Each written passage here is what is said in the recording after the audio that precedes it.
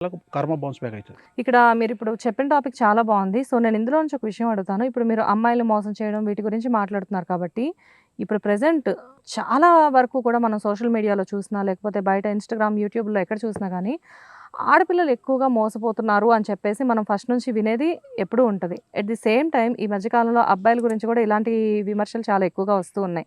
So, అసలు ఈ concept గురించి జనరల్‌గా మీరెప్పుడూ మాట్లాడే విధంగా కాకుండా, అసలు ఈ టాపిక్ గురించయితే మీరేం చెప్తారు? ఇప్పుడు అమ్మాయిల గురించి మనం మాట్లాడుకుంటే అమ్మాయిలు ఎందుకు మోసపోతున్నారు అంటే ఫస్ట్ ప్రధానమైనటువంటి కారణం ఆ అమ్మాయిలు ఎవరికైతే పుట్టినారో ఆ తల్లిదండ్రుల తప్పు ఇక్కడ ఫస్ట్.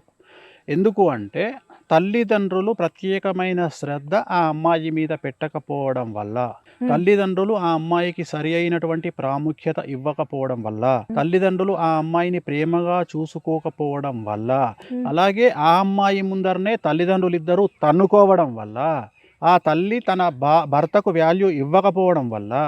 సో తల్లి వచ్చి సపోజ్ అమ్మాయికి చెప్పిందనుకో, బిడ్డ నువ్వు ఇట్లుండాలి అంటే ఫస్ట్ నీ నీ మొగని చక్కగా చూసుకో అంటది బిడ్డ తల్లిని, రైట్? అట్లనే తండ్రి వచ్చి బిడ్డకి చెప్పిండనుకో ఏమంటది, నీ పెళ్ళాన్ని చక్కగా చూసుకో అంటది. అంటే ఇక్కడ ఉద్దేశం ఏంది, ఎప్పుడైతే తల్లిదండ్రులు సరిగా అమ్మాయి ముందర లేరో హ్మ్. అమ్మాయికి చెప్పే రైట్స్ వాళ్ళకి లేవు. నెక్స్ట్ ఏమవుతుంది ఇక్కడ, ఈ అమ్మాయి ప్రేమను బయట వెతుక్కుంటుంది. హ్మ్.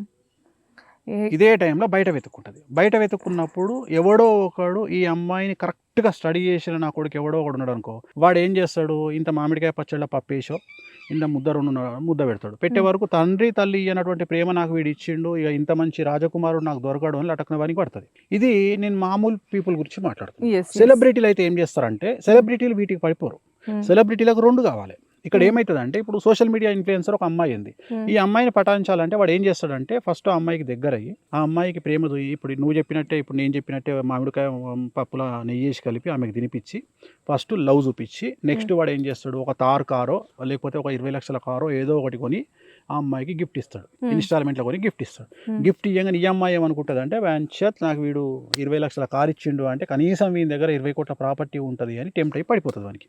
ఇక్కడ లవ్ అవసరం లేదా? లవ్‌తోనే ఇదంతా జరిగేది. ఓహ్! దానికి లవ్వే పేరు. పెళ్లయితది. పెళ్లయిన తర్వాత అప్పుడు క్లారిటీ ఏమొస్తదంటే, వాడు ఈ అమ్మాయి పేరు మీద ఉన్న రూ. 2,00,00,000 లోన్ తీసుకుంటాడు. హ్మ్. ఈ అమ్మాయికున్న ఇల్లు కుదబెట్టి ఇంకో 2,00,00,000 తెచ్చుకుంటాడు. హ్మ్. మొత్తం మీద ఈ అమ్మాయిని ఒక 5,00,00,000 ఖతం పట్టిన తర్వాత గాని అర్థం కాదు వాడు రోడ్డు మీద ఉన్నాడని ఈ అమ్మాయికి. ఇది ప్రాపర్ బిజినెస్ ప్లాన్ అంటారేమో? నువ్వేదన్నా అనుకో దానికి లవ్వే కదా పేరు. ఓహ్! ఓకే.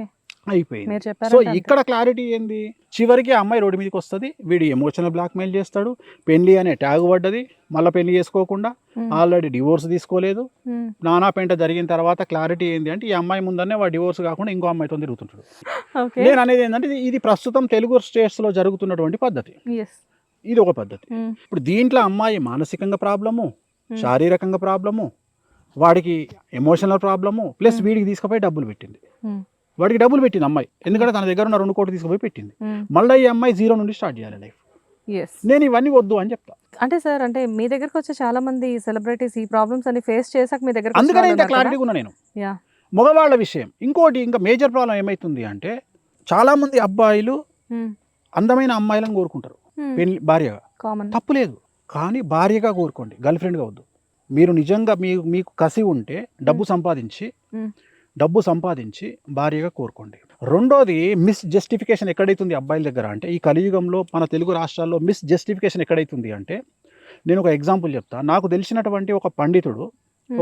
ఒక విదేశంకు పోయిండు. హ్మ్. విదేశానికి పోతే ఆయనను ఆ ఇంట్లో ఉండేటువంటి ఆవిడ, ఆ ఇంటి యజమానురాలు ఆయనకు హాస్పిటాలిటీ ఏర్పాటు చేసింది. అంటే ఇంట్లో ఉంచుకుంది, ఆతిథ్యం ఇచ్చింది. ఓకే. జనరల్‌గా పాశ్చాత్య దేశాలలో వాళ్ళు మిడ్డీస్, మినీస్ ఏసుకొని తిరుగుతారు. ఇంట్లో కూడా షార్ట్‌లు ఏసుకొని తిరుగుతారు. ఆమె కూడా ఏదో చిన్న మిడ్డియో, మినియో ఏసుకొని తిరుగుతుంది. హ్మ్. వీడేమనుకున్నాడు, ఈ పోయిన పండితుడు ఏమనుకున్నాడు, ఆ అమ్మాయి తనకు సిగ్నల్ ఇస్తుంది అనుకుండు.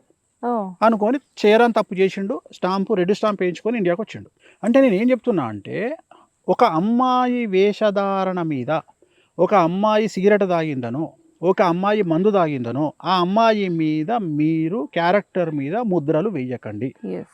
మనం మగవాళ్ళం ఎట్లాగైతే మందు తాగుతామో, మగవాళ్ళు ఎలాగైతే బట్టలేసుకొని తిరుగుతారో, మగవాళ్ళు ఎలాగైతే సిగరెట్ తాగుతారో, ఆడవాళ్ళకి కూడా ఈ జనరేషన్‌లో ఆ స్వేచ్ఛ ఉన్నది. హ్మ్. సో, మీరు అమ్మాయి సిగరెట్ తాగంగానే, అమ్మాయి మందు తాగంగానే, అమ్మాయి మిడ్డీసో, మినీసో వేసుకోంగానే, మీరు ఆమె క్యారెక్టర్ మీద ఒక ముద్ర వేసేసి, ఇంకా ఈమె పర్మిషన్ ఇచ్చింది అని పనికిమాలిన పనులు చేస్తే పోక్సో యాక్టులను ఇంకో యాక్టులను ఇరకాల్సి వస్తుంది. దాని బదులు మీరు బాగా డబ్బు సంపాదించి, విపరీతమైన డబ్బు సంపాదించి, మంచిగా మీరు IIIT కొట్టి, మంచి ఫారెన్లో ఒక మంచి సాఫ్ట్వేర్ జాబ్ కొట్టి, నెలకు ఒక 15 లక్షలు సంపాదించారు అనుకో, మిమ్మల్ని ఎత్తుక్కుంటూ ఒక అందమైన అమ్మాయి భార్యగా వస్తుంది. సో మీ ప్రేమను అప్పుడు తీయండి. సో పెళ్లి చేసుకున్న తర్వాత మీ ప్రేమను చూపించండి. సో ఇది నేను చెప్పే పాయింట్. ఎందుకంటే నువ్వు ప్రేమించే బదులు పెళ్ళైన తర్వాత నీ భార్యను ప్రేమించు, పెళ్లి చేసుకున్నాక నీ భార్యను ప్రేమించు, అందమైన భార్య నీకు తెచ్చుకునే డబ్బు సంపాదించు. ఇది నేను చెప్పేది.